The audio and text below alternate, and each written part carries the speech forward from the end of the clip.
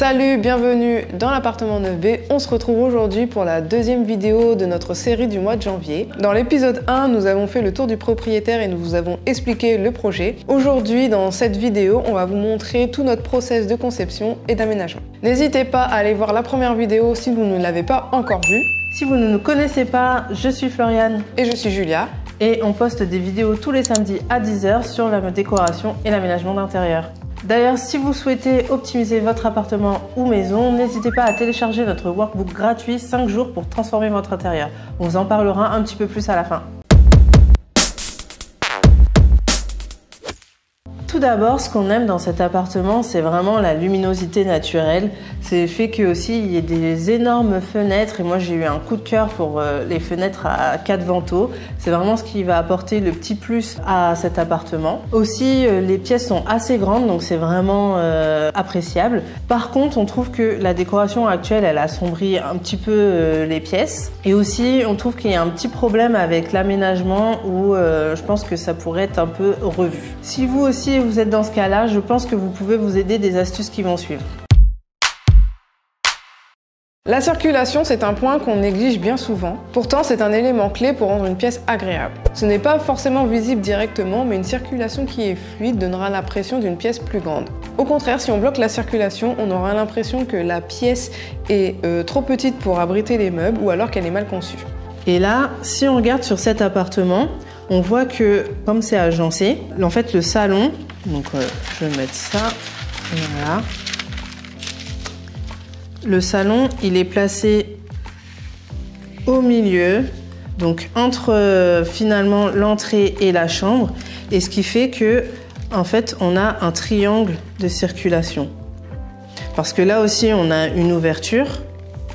C'est-à-dire qu'en fait, on peut passer de la cuisine au salon. En fait, on peut tourner autour de l'îlot. Voilà.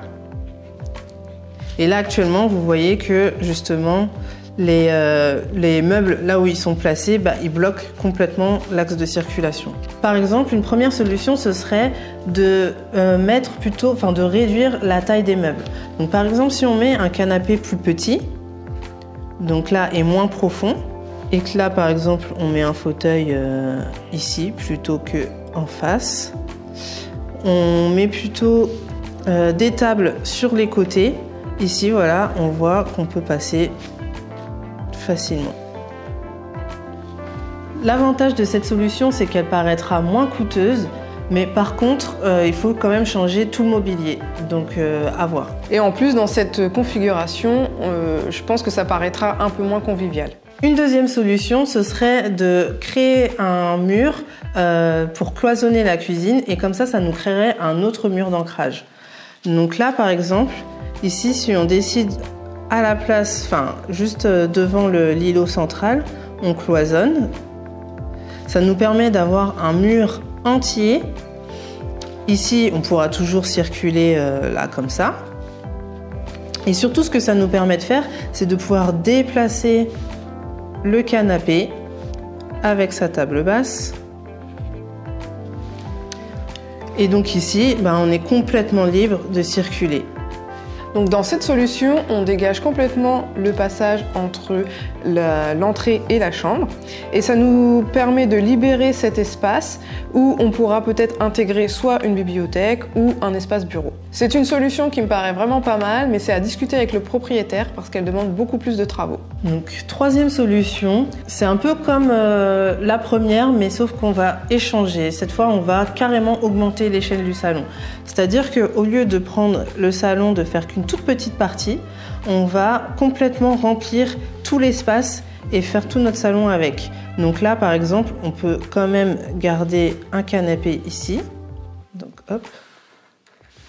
Ici, on va mettre peut-être 2 fauteuils. Voilà, un comme ça, un comme ça.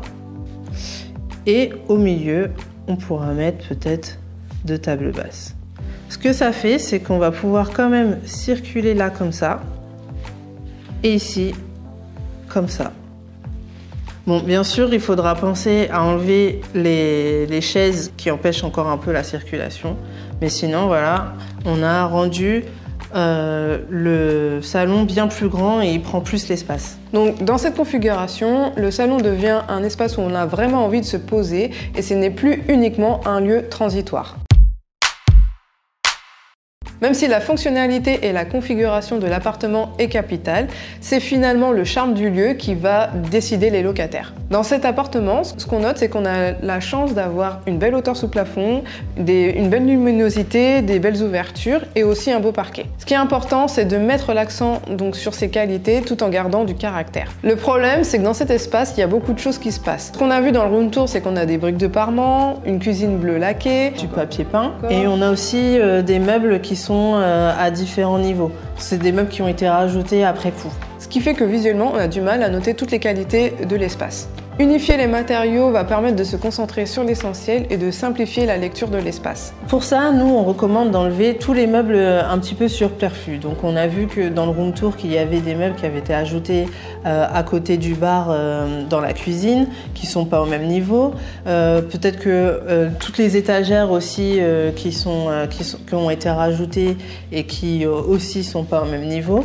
Donc pourquoi? Parce que ça va vraiment permettre de simplifier l'espace comme on l'a dit, d'enlever tout ce qui est un petit peu, tout ce qui va compliquer la lecture de l'espace. En fait, le fait que ce soit pas aligné avec le reste, on voit que ça a été ajouté après et donc du coup ça va faire un petit peu plus bricolage. D'une part, ça complique l'espace un peu pour rien et d'autre part, ce que ça renvoie aux locataires, c'est que finalement il n'y a pas assez de rangement ou il n'y a pas assez d'espace pour pouvoir tout mettre, alors qu'au final il y avait déjà pas mal de rangements dans cet appartement et qu'il est déjà super fonctionnel, donc on n'a pas besoin d'en rajouter. Par exemple, si dans la niche on rajoute plutôt des planches, en fait on aura la même capacité de rangement finalement et en plus ça donnera un petit côté plus qualitatif parce qu'on aura l'impression que c'est du sur-mesure. Je pense qu'on va également atténuer la différence de matériaux et une astuce pour le faire à moindre coût, c'est de le peindre dans la même couleur que le mur. Par exemple, c'est flagrant sur le mur qui mène à la chambre. Parce que dans l'espace, on a à la fois du papier peint, des briques de parement et un meuble juste à côté de la porte.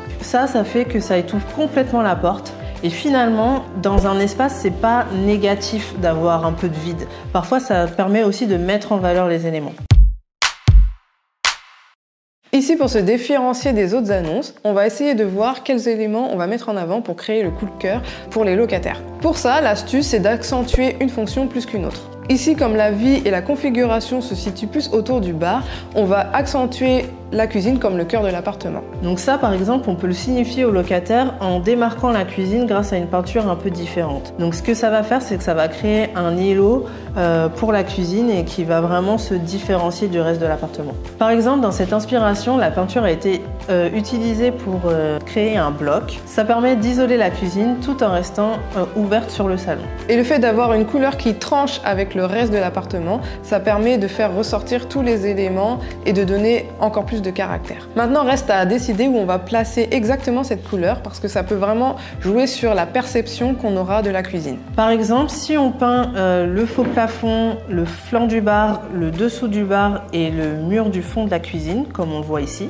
on va voir qu'en incluant le mur du fond, toute la cuisine devient un bloc. Du coup, on signifie plus ou moins que la cuisine est le cœur de l'appartement. On peut également peindre uniquement le faux plafond, le flanc du bar et le dessous du bar. Cette option allège l'ensemble, elle met l'accent sur le bar et donnera l'envie de se poser autour pour discuter. Troisième option, on peut également peindre le faux plafond, le flanc du bar et le dessous du bar et également le mur qui fait le passage de l'entrée au salon. Ici, du coup, la couleur prend plus d'ampleur et agit un peu comme un rite de passage, ce qui finalement, c'est un peu ce qu'on voulait atténuer pour le salon.